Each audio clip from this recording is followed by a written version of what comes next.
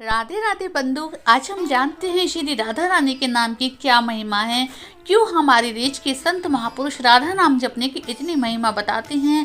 बोलते हैं चलते फिरते कुछ भी काम हो, कुछ भी समय हो, आपके पास समय हो या ना हो, नहाए हो या ना नहाए हो, लेकिन राधा नाम जपते रहो। इसके पीछे की एक छोटी सी घटना मैं आपके साथ साझा कर रही हूँ, तो हम जानते हैं। यह ऐसी महिमा है जिसे सुनकर देवता भी उसका गुणगान करने लगती हैं। एक समय की बात है, एक व्यक्ति था। वह एक संत के पास गया और कहता है, संत जी, मेरा बेटा ना तो पूजा करता है, ना पाठ करता है, ना ही भगवान का नाम लेता है। कुछ आप ऐसा कीजिए जो इसका मन भगवान में लग जाए। संत जी कहते हैं, ठीक है बेटा, एक दिन तुम उसे मेरे पास ले आना। अगले दिन वो व्यक्ति अपने बेटे को संत के पास लेकर जाता है। अब संत जी उस बच्चे से कहते हैं, बेटा बोलो राधे राधे। बेटा कहता है, मैं क्यों कहूँ। संत जी फिर बोलते हैं, बेटा बोलो राधे राधे। इसी तरह वो बच्चा मना कर देता है। अंत में श्री उसे कहना पड़ता है, मैं क्यों कहूँ राधे राधे। फिर कितना भी वो हट करता है, उसके मुंह से निकल ही जाता है, मैं क्यों कहूँ राधे राधे।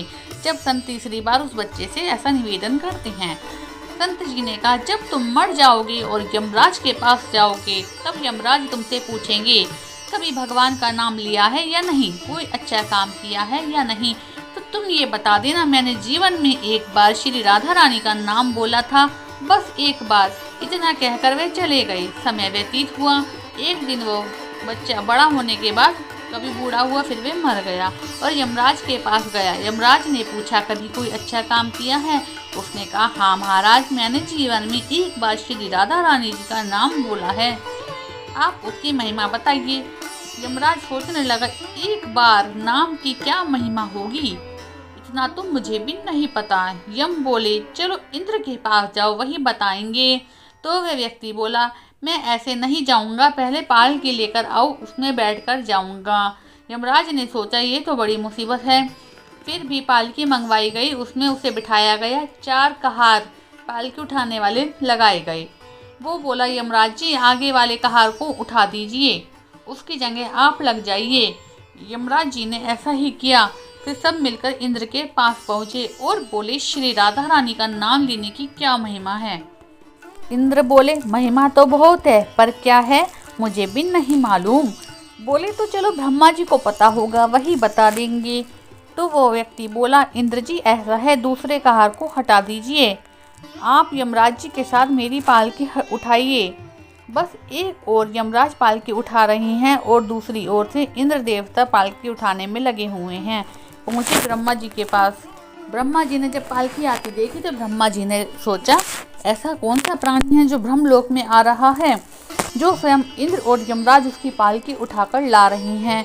ब्रह्मा जी के पास पहुँचे। सभी ने पूछा, एक बार श्री राधा रानी का नाम लेने की महिमा क्या है।